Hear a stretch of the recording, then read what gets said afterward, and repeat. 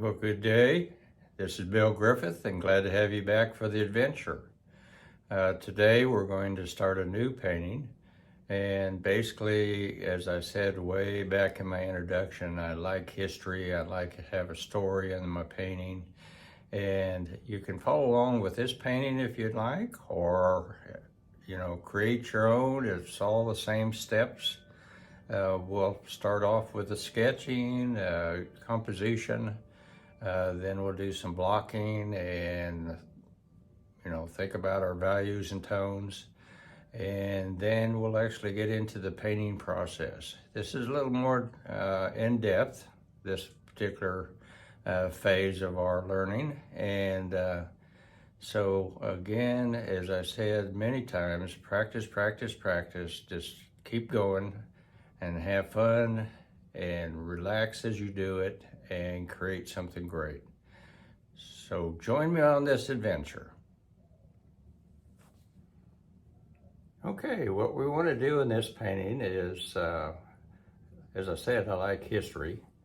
And probably if I would have been born in the 17th, 18th century or something like that, I probably could have been a man of the sea, go down to the dock and sign up and spend my life out there on the ocean.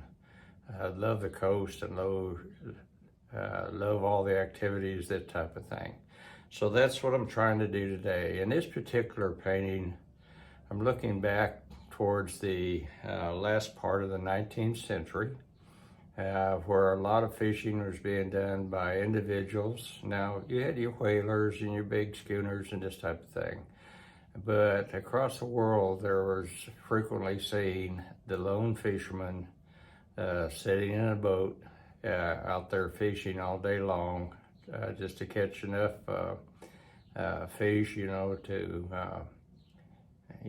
not only provide meals for the family, but also to sell at the market and make a living.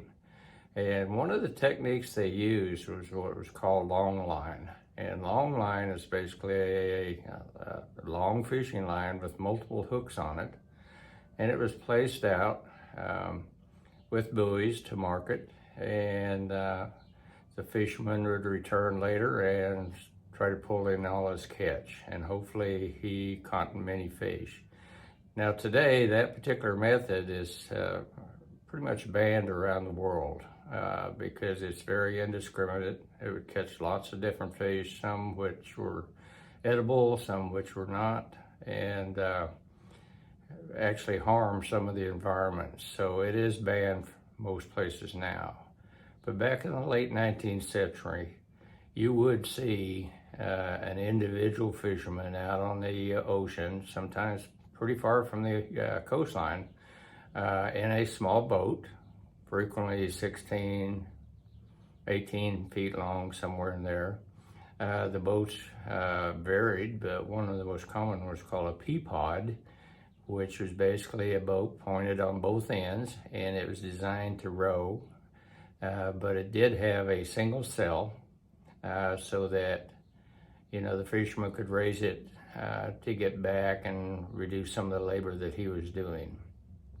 So he'd wait for the good weather, hopefully, go out, lay his lines, come back in, and then go back out and pick them back up. Now, the painting that I'm trying to depict is the lone fisherman, basically sitting on the beach near his peapod boat. And he's, contemplating the next phase of his adventure.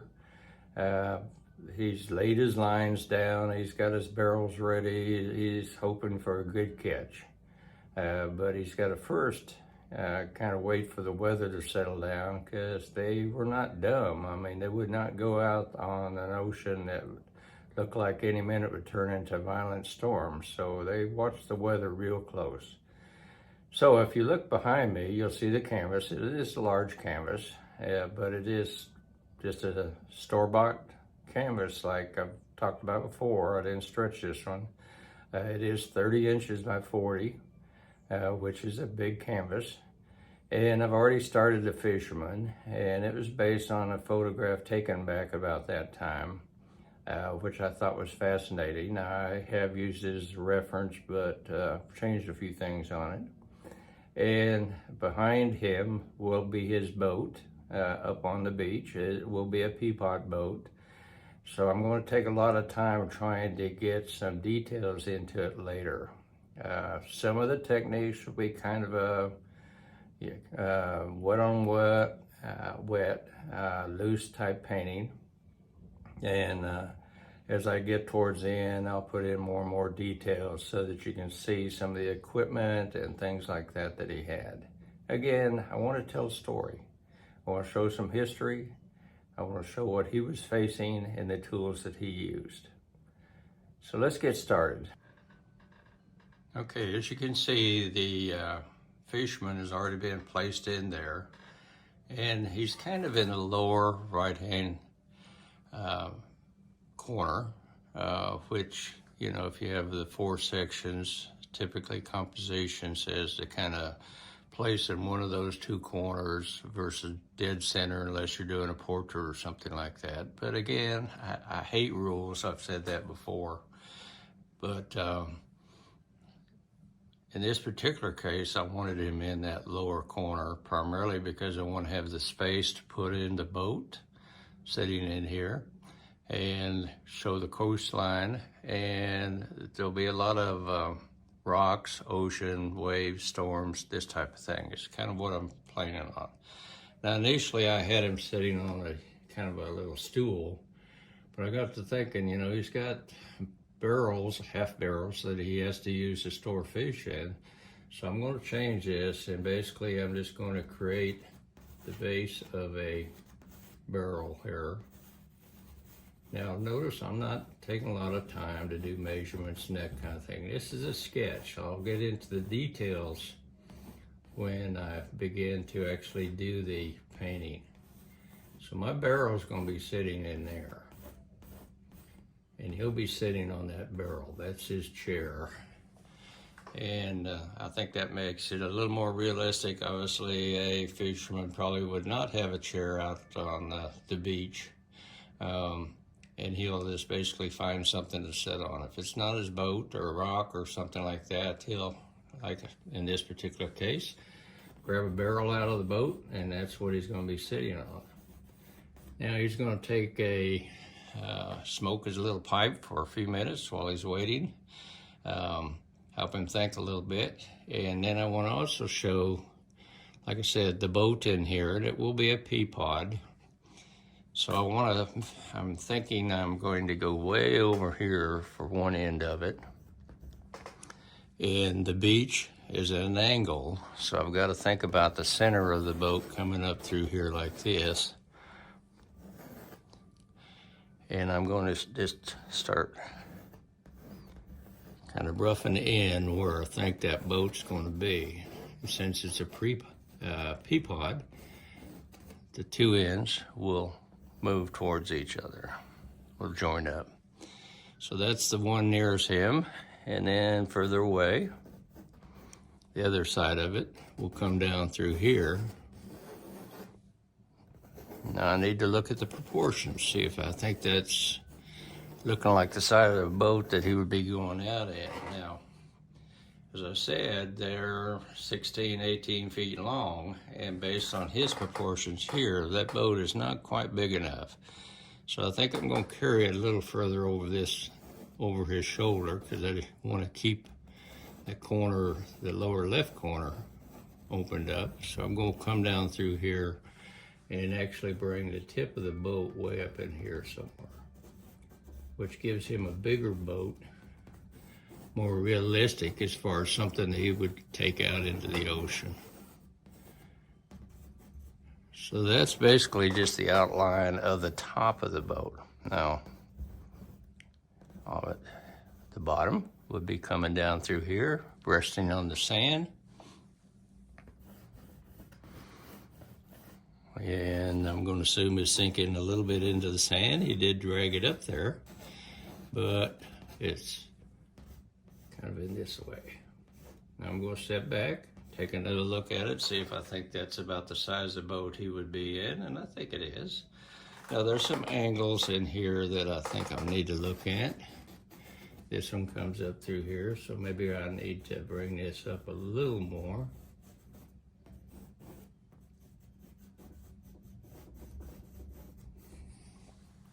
I'm sketching, that's, you know.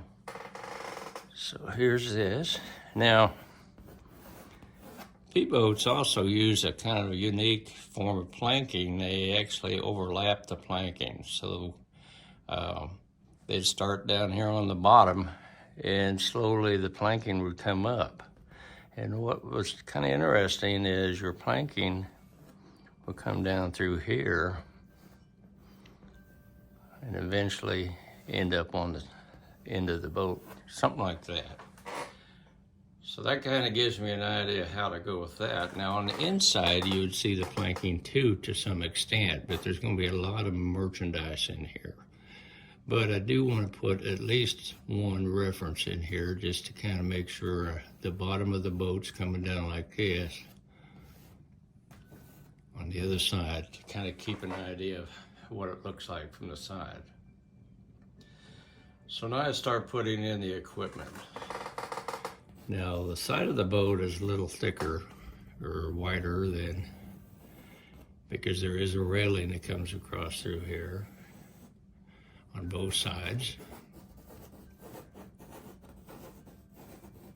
And where the oar would be, it's reinforced, so there'll be a reinforcement plank or something attached here, and you'd have basically a brass oar holder on both sides. Now this is sketch. I can change things. There's nothing saying I can't change things later. But I've kind of got that little oar thing sitting in there. And oars going in and out, they don't like. So basically there'd probably be an oar sitting here in here, going back, laying on the back of the boat. You'd have to watch your perspective here. And there's be another one here coming out, going back through here. Lengthwise, you want to look at it and say, okay, is it really long enough? And this one here would probably be back in here behind the head somewhere. This one here would come over, and you might see a little bit of it sticking out over here, not much. So that's my oars. Now up front, they had a little area built up that would hold a sail, and it would be coming across like this. And frequently it had other things attached to it, but you'd have a sail sitting in here. And that sail was nothing more than just a single rod, and about halfway up it had a little attachment for that basically the rope kind of held onto it at a particular height, the way the rope was tied. So I'm going to stop the camera for just a minute, use my ruler so I'll make sure that's nice, straight up and down. Okay, I'm back. As you can see, I didn't put up the sail like I thought about. When I got to thinking, I'd rather have it, since he's already on the beach, the sail laying down inside the boat. This is the main sail right in here, and there'll be canvas in this area. And it's pretty cluttered, and it's going to get more cluttered by the time we put in some other equipment that he's using for fishing. Now I'm going to continue working on this, looking at my photographs, that kind of thing. If you're trying to follow along, now's the time. If you want to get you a canvas and either copy this one or come up with your own seascape, it's all the same step by step. And eventually we're going to get to the point that we're happy with this thing. Now another thing I noticed is this is nearer to the observer. This is towards the horizon, so the overall boat needs to kind of get narrower as it goes into the horizon to reflect proper perspective. And probably the boat needs to come up a little higher up into this area. So I'm going to extend this up and do a little more work with details and make sure my dimensions are correct. So until then, like I said, if you want to copy this, great. If not, start your own and join me back on video, the follow-up video. And until then, if you like this one, click like. If you haven't subscribed to the series yet, please subscribe so that you know when I do post a follow-up on this. And join in the adventure. But remember, our goal is to have fun, relax, and just to create something.